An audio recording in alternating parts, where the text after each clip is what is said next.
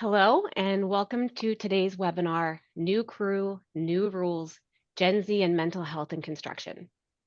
I'm Beth McKenna, AVP of Construction, Energy, and Marine at Travelers, and I'll be your moderator for today's important conversation. Today, we're going to be exploring how generational shifts, especially the arrival of Gen Z, and those are individuals born between 1995 and 2012, are reshaping construction workplaces and how employers can meet this moment with really thoughtful strategies around mental health and also workforce resilience. As many of you know, Generation Z is entering this field with different expectations around mental health, psychological safety, and work life balance. It's a generation that openly prioritizes emotional well being and purpose, but they're entering an industry that's known for its demanding pace, high pressure culture, and historically limited openness to mental health discussions. That disconnect there is already showing up in our safety outcomes, engagement levels, turnover, and claims data too. A couple of prominent statistics I wanted to share. More than 2 out of 5, 42%, Gen Z individuals have been diagnosed with a mental health condition. Of those diagnosed with a mental health condition, anxiety and depression are the most common issues, with 9 out of 10 diagnosed with anxiety and 8 out of 10 with depression. At the same time, the construction industry is facing a labor shortage, rising project complexity, and growing pressure to retain top talent. Understanding Gen Z's values and mental health needs, it's not just a generational preference, it is a business imperative. To help us explore this topic from multiple real world perspectives, we are joined today by a dynamic group of panelists who bring deep expertise in generational research, workforce wellness, and injury claims innovation. Dr. Jean Twenge, professor of psychology and author of Generations, The Real Differences Between Gen Z, Millennials, Gen X, Boomers and Silence, and What They Mean for America's Future. Alyssa Kwasny, Wellness Program Director at Faith Technologies Incorporated, who's been leading culture change on the ground to support mental health in our field environments. Monica Rinaldi, MSN, RN, Claim Product Manager in Medical Innovation and Strategy at Travelers, with direct insights on how mental health is influencing injury recovery and claim outcomes. Together, we will be looking at the generational data, the safety and claims implications, and most importantly, the strategies that contractors can use to build healthier, more resilient workforces from the ground up. So on behalf of Travelers, I want to thank you all for taking the time to join us for this very important, very timely discussion. Before we jump into the webinar, though, I do just want to add that the webinar is being recorded. A replay will be available to all participants. And on the screen now is our legal disclaimer. There it is our legal disclaimer stating that the information in this webinar is intended to be informational. It does not affect coverage or policies issued by Travelers. So before we begin, we just want to get a quick pulse from all of you with a polling question. How would you all describe your company's current approach to mental health in the workforce? I'm sorry, the workplace. The polling question should be coming up.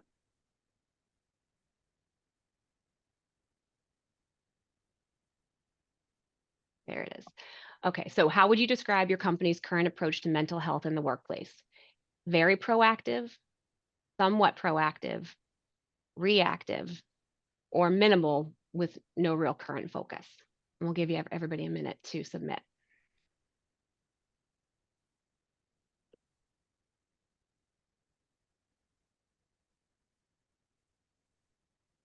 Okay, it's looking like a lot of you, the slight majority anyway, identified as somewhat proactive. But there's a broad variety here of answers, and I think that really does reflect the diversity of where companies are on this journey. But it's good to see so many that are going in that right direction, and hopefully today you'll leave with some more momentum and some new ideas.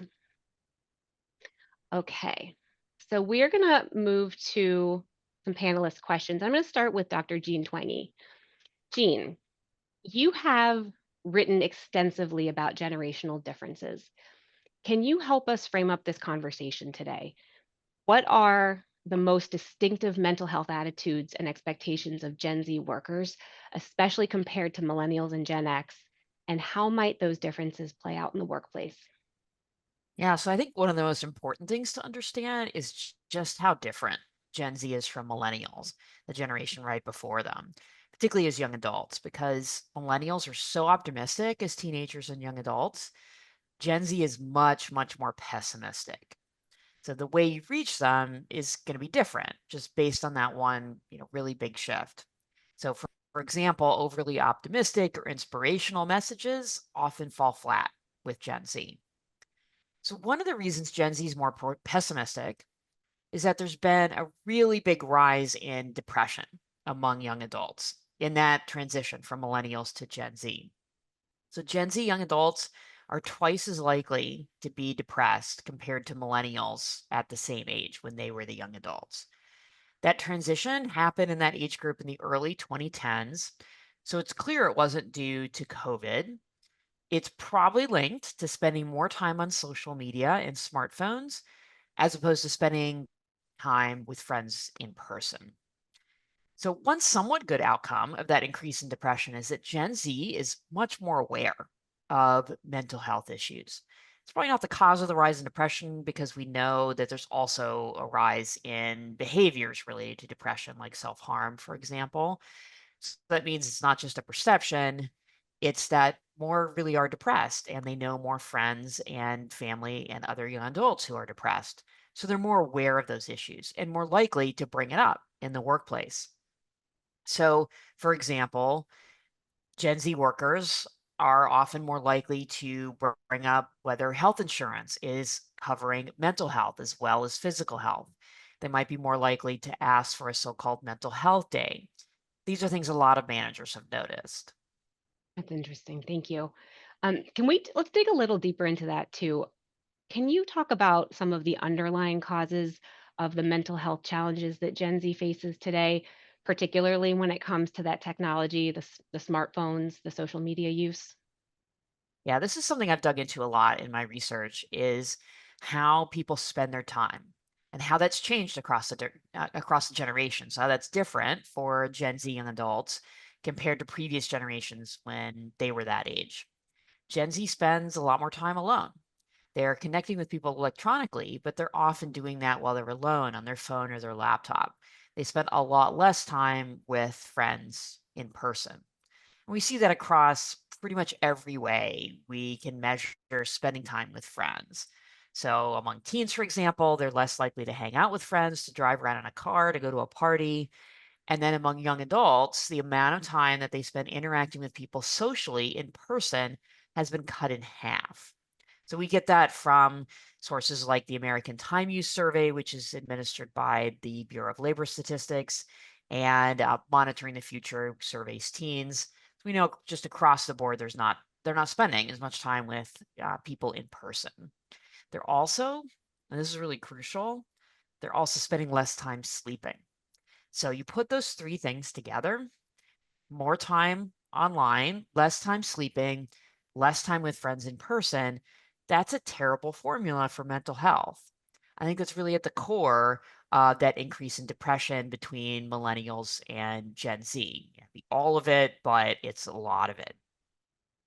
And I think we have to put that in the context of the pandemic that certainly COVID was also not great for mental health. But if you look at surveys like the National Survey on Drug Use and Health, you see most of the increase in depression starting around 2011 or 2012 up to 2019. And then, yes, things get even worse, more depression from 2019 to 2020 and 2021 during COVID.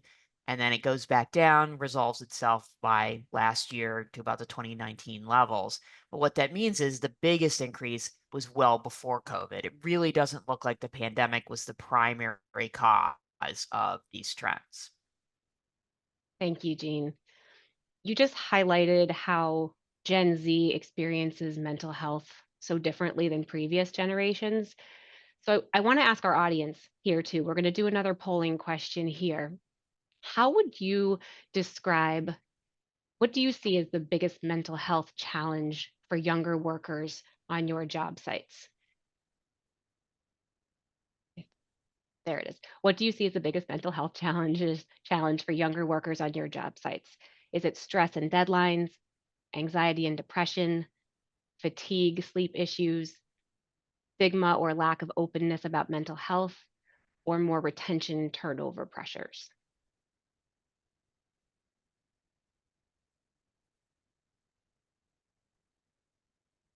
Okay, so this is interesting. So the top two answers are split evenly between stress and deadlines and anxiety and depression. And I think again, there's a range here, and I think that's interesting. It's not just one item that stands out, which shows how complex these issues can be and really sets up a very important conversation about how these challenges are showing up in real world field environments. So thank you everybody for your input here. Okay, I want to move over to Alyssa.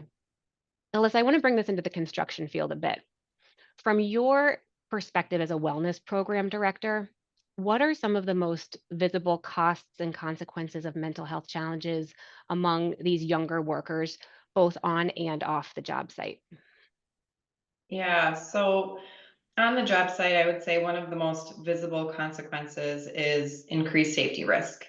Construction is already a high hazard industry, and when young workers are struggling with anxiety, depression, or burnout, they're more likely to be distracted or fatigued, which are two leading contributors to job site accidents.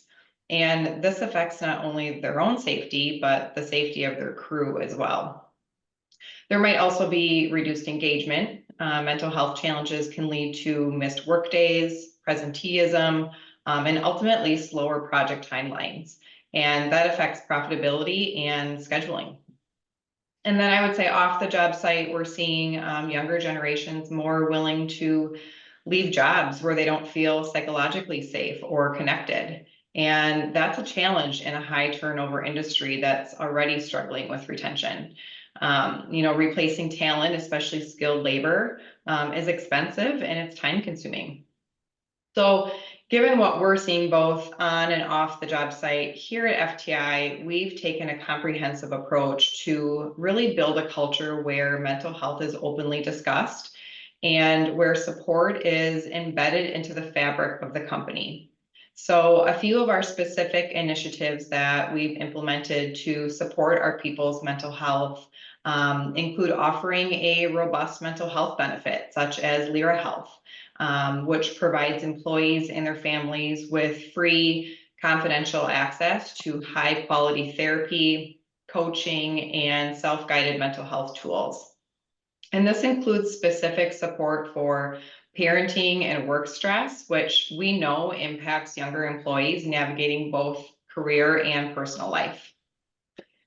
We've also launched a peer storytelling initiative where team members share their personal mental health journeys. These stories that are told through video or other formats really have helped break the stigma and remind others that they're not alone. Additionally, we engage wellness champions across job sites who serve as those local points of support and help connect people to resources in a way that feels familiar and safe. We also weave mental health topics and resources into our daily safety bulletin emails. So every Monday is a Mental Health Monday message that focuses on sharing mental health stories from peers, sharing information on various mental health topics, as well as highlighting different resources that our company offers to support overall mental health. And we're just really continuing to build out those on-demand tools and training that really meet employees where they are, which is especially important for younger workers who really value that flexibility and accessibility. But at the end of the day, mental health isn't just a wellness issue, it's really a safety issue, a retention issue, and a culture issue. So, supporting workers' mental health really helps us build a stronger, safer, and more resilient workforce. Thanks, Alyssa. I love that. And you just shared some really fantastic tangible approaches like the storytelling initiatives, the wellness champions. So that's great. Thank you for that. Now we're going to hear from our audience again. We're going to have another polling question. This is our final polling question. If we could bring that up for everybody. Which type of support do you believe would make the biggest difference in your workforce where you are? Is it peer-to-peer storytelling and openness, access to confidential mental health benefits, training for supervisors or managers, visible leadership backing and policies, or on-site wellness champions and resources?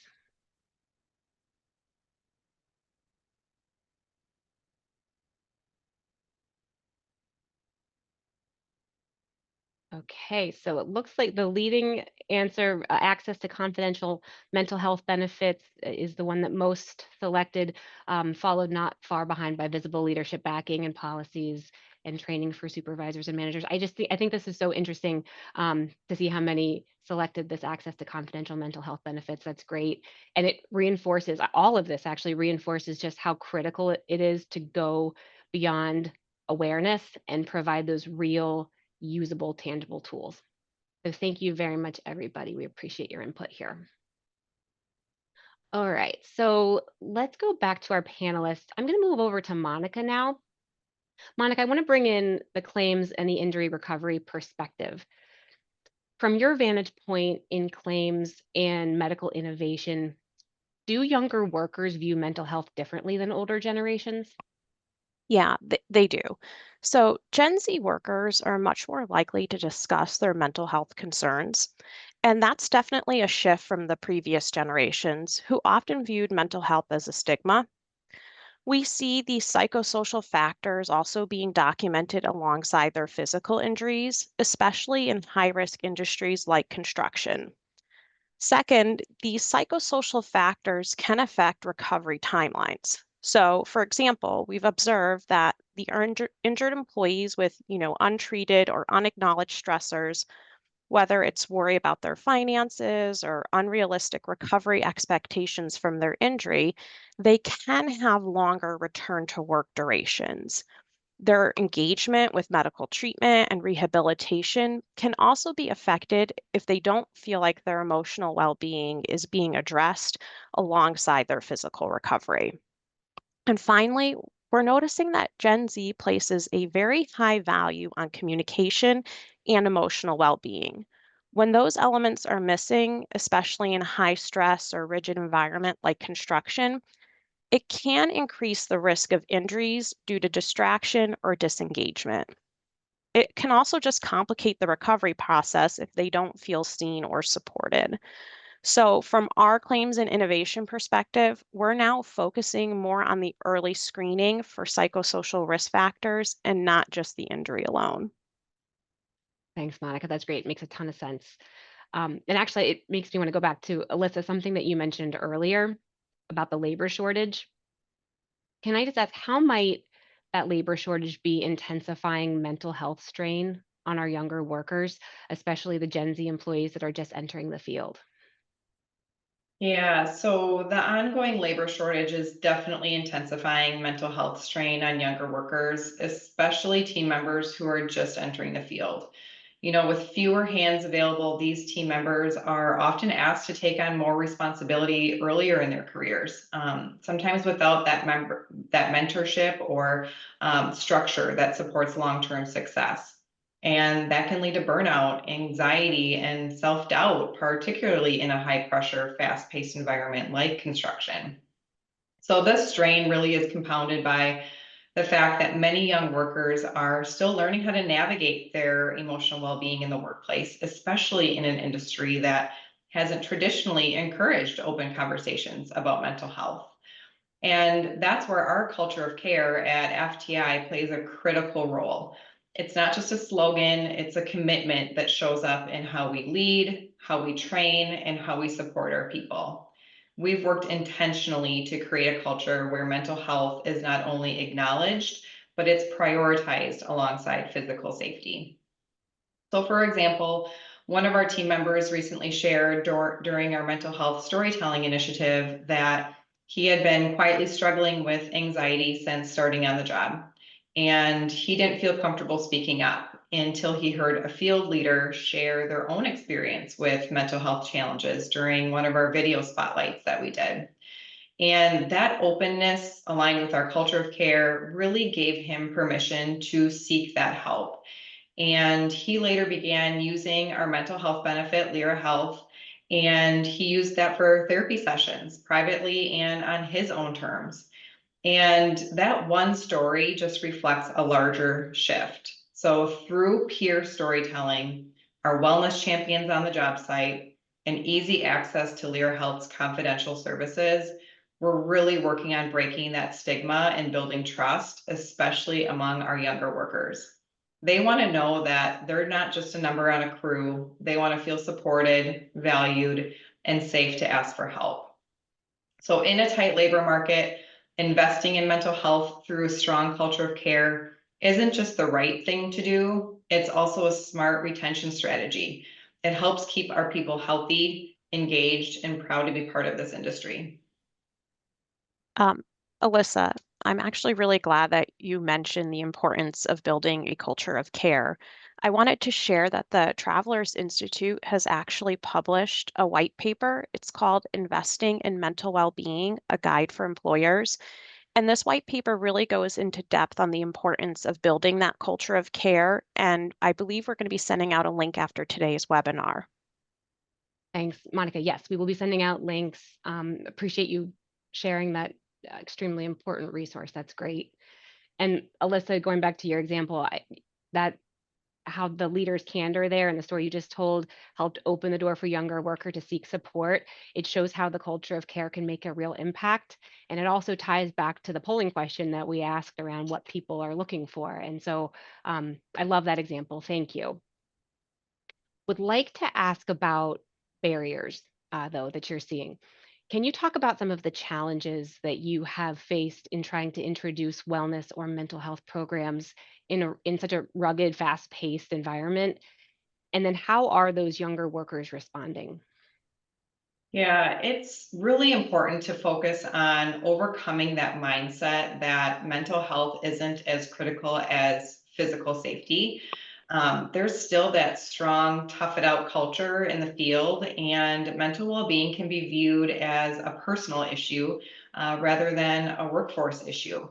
And that's why we focused so much on creating that culture of care, one that reinforces that looking out for each other includes emotional and mental health and not just the physical side of things.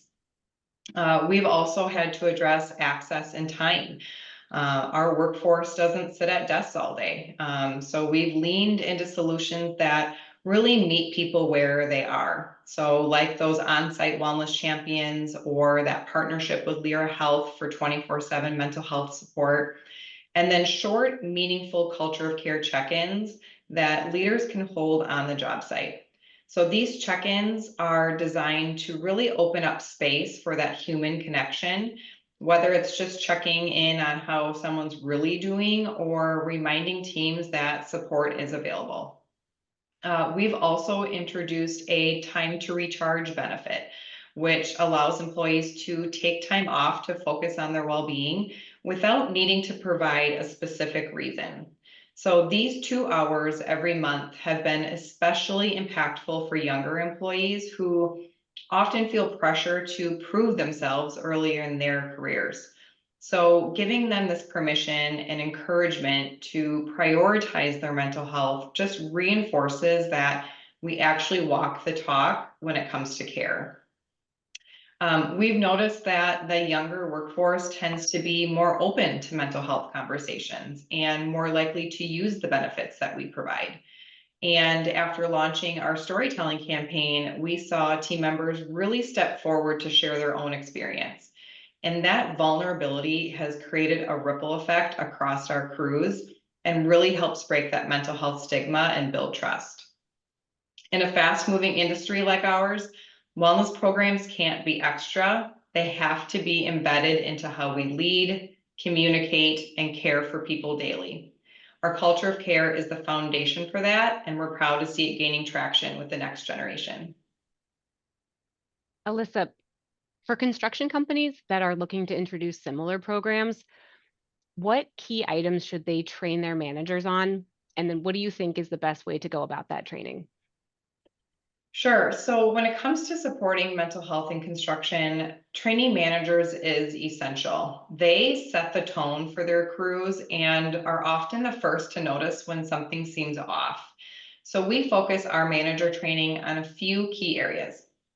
Recognizing signs of stress or mental health struggles like behavior changes, withdrawal, or increased conflict. How to support supportive conversations without trying to diagnose or fix anything. Knowing what resources are available, so like your EAP or the 988 Crisis and Suicide Prevention Hotline, and how to confidently refer someone. And then promoting a culture of care by leading with empathy, checking in regularly, and being open about their own challenges when appropriate. And then to make training more accessible and flexible for our teams, we use on-demand virtual training modules.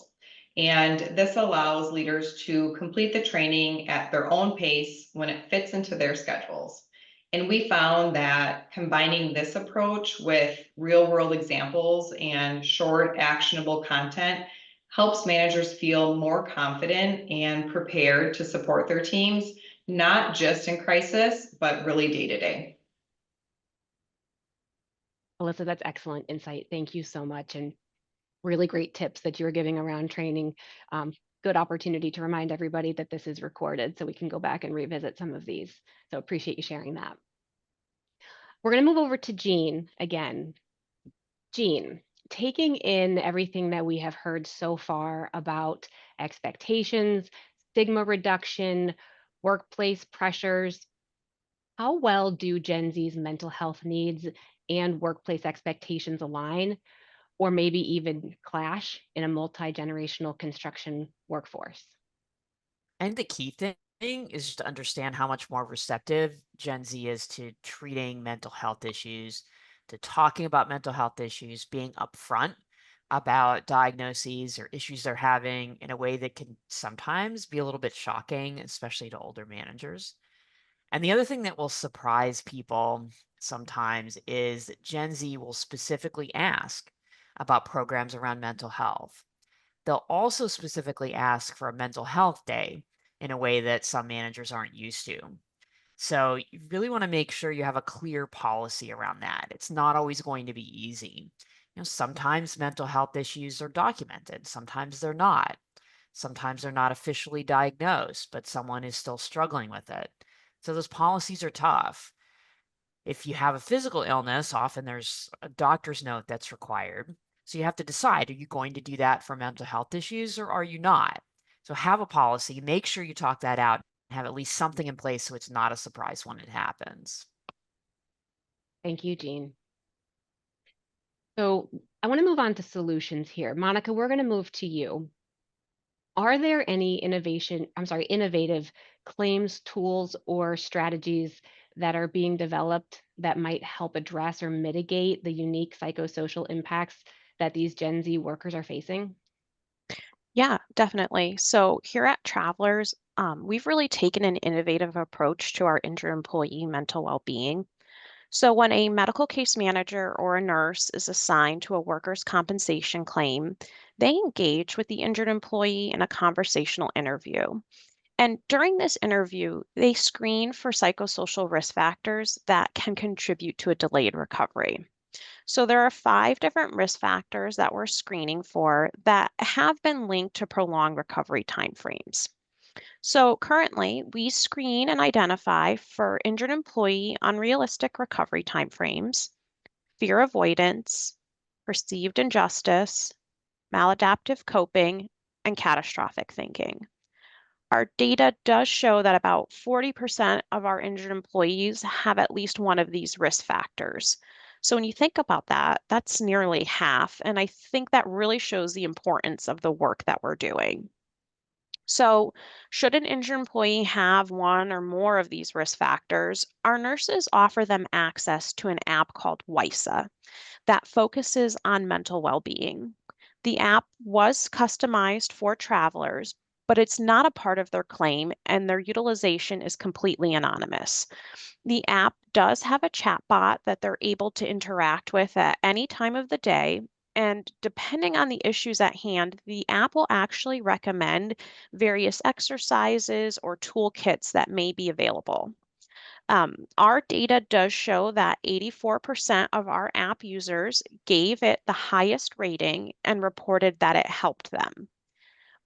We also know that our users engage with the app at a high frequency, oftentimes up to 2 times a day. And our most popular toolkits do involve sleep and mental reframing. Here at Travelers, we're really happy to offer this resource to our injured employees to help support them during this very difficult time in their life. And then specifically for Gen Z, we know that they are digital adopters, and the easy access and availability of the chatbot really is appealing for this particular population. Thanks, Monica. I like what you said about the app addressing some of the sleep issues that Jean talked about earlier on. And so actually, I want to go back to Jean now with another question.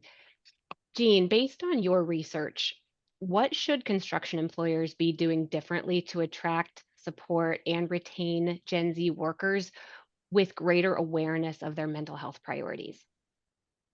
So just be aware, Gen Z is much more receptive to treating mental health issues, to talking about mental health issues, and just don't be shocked or surprised at their requests around mental health, around taking time off for mental health, around treatment for mental health, and make sure you have a policy. And that is not always going to be easy because sometimes those mental health issues are more difficult to document than physical health issues. Thanks, Jean. Great advice. Appreciate that. And now I have one last question for all of you. It's the same question for all of you. If you could each recommend just one actionable step, one takeaway that construction employers could take right now to support Gen Z's mental health, what would it be? And let's go ahead and start with Alyssa here. Sure. So I would say really create space for real conversations and make sure your leaders are the ones starting them. Equip those leaders with proper mental health training so they know how to lead through certain situations. And, people want to work in environments where mental health isn't just tolerated, it's talked about. So, one of those most powerful things that we've done to normalize those conversations is through that storytelling effort and then those culture of care check in initiatives. So, when leaders really model that vulnerability and regularly check in, not just about productivity, but about how people are really doing, it creates trust, breaks that stigma, and opens the door for younger workers to speak up before they're in crisis. You don't need a big budget to start, just a willingness to lead with care, listen without judgment, and then follow through with real support. Thanks, Alyssa. Monica, how about you? Yeah, so I have a few suggestions. First, I would definitely facilitate for the training of supervisors and employees to create a work environment that's really conducive to openness and communication. Um, Build up those employee assistance programs, and then definitely consider mental health when you're developing those employee health benefits. Um, I always say, we shouldn't be thinking about mental health just during the month of May, which is Mental Health Awareness Month, or this month, September, which is Suicide Prevention Month in construction. It really should be an all year round approach. A couple resources to check out. We have here at Travelers the risk control site, and I think that would be really valuable. And then additionally, external to Travelers, there's the Construction Industry Alliance for Suicide Prevention, and there's also the National Action Alliance for Suicide Prevention. And those would all be, my recommendations. Thank you, Monica. Jean, let's go to you. What's your advice? So I give a lot of talks on technology use in mental health to parents, to young adults themselves. And the thing I always tell people is if you want to do just one thing to improve mental health and sleep, it is not having your phone in your bedroom overnight. So get it out of the bedroom after lights out. And, as an employer, I think that's a great discussion to have with people because sleep is so crucial for physical health and for mental health. Sleep deprivation is a huge risk factor for depression, for example. And there's a ton of research on this that people sleep better if their phone is not within arm's reach. And scrolling right before bed, also really disruptive to sleep. So just having that conversation, getting that phone out of the bedroom. What a lot of people say is, but I have to have my phone in my bedroom overnight because it's my alarm clock. To which I say, I have some advice for you. Buy an alarm clock. So you do have to put your money where your mouth is as well as a manager. Don't expect people to instantly reply to your texts, especially later at night. In construction, where people are getting up early often, at 9 o'clock in the evening and 9 p.m., maybe you're not going to get a response. That may be a good thing. They're getting the sleep that they need to be productive the next day. So you can send a message, hey, I need you to pick this up at Home Depot the next morning, but just realize they're probably not going to get it until the next morning if they're following this advice. And we have to be accepting of that in working with people. So, of course, there's other things too. Just being open about mental health issues, trying to set any stigma aside, and just realizing, there's different ways of communicating. And Gen Z is very comfortable communicating via text. In a lot of cases, that's going to be how you want to do it. For thornier issues, more in-depth discussions, you really need to have those in person. You get a lot more out of it, especially for a difficult conversation. You get that nuance that is lost when it's happening over text. So tempting to text about more difficult issues, it's often better to have those conversations in person. Thank you, Jean. Thanks, Alyssa. Thank you, Monica. Appreciate that. So before we wrap up today, I do want to take a quick step back because our conversation today has focused on Gen Z, that newest generation entering the workforce. It is important, though, to remember that mental health challenges don't just affect Gen Z, they affect construction workers across all generations. We recently conducted a national survey of 500 construction professionals. The results painted a very sobering picture.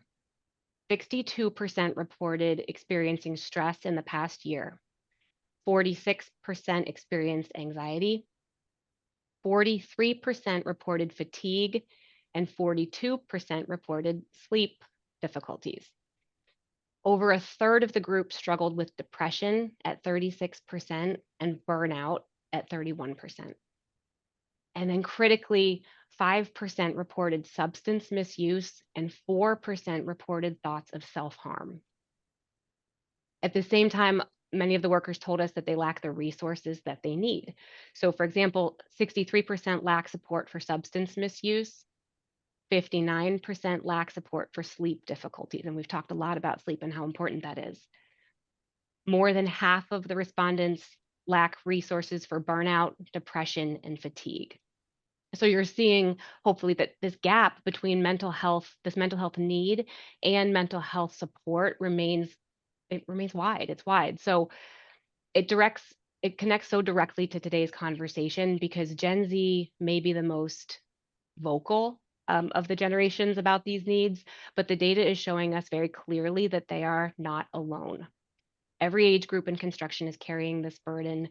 And so if we want to attract and retain Gen Z while also supporting our current workforce, addressing mental health has to be a priority across the board. So that's why we've talked about what we did today, training managers, reducing the stigma, creating a culture of care. It's all so important. And it's not just about Gen Z. It really is truly about building a healthier, safer construction industry for everybody. So thank you again to Jean, Alyssa, Monica. You were amazing. We appreciate you sharing your insights, your experiences, your strategies. Thank you for your time. The discussion highlighted not just the challenges, but also the really tremendous opportunity that we all have to build stronger, more human-centered construction workplaces by supporting the mental health of Gen Z workers. And lastly, thank you to all of you who joined us today. We appreciate it so much. We do hope that you are leaving with some very practical ideas, inspiration that you can take back to your organizations. This concludes our panel discussion today. Thank you. Have a wonderful afternoon.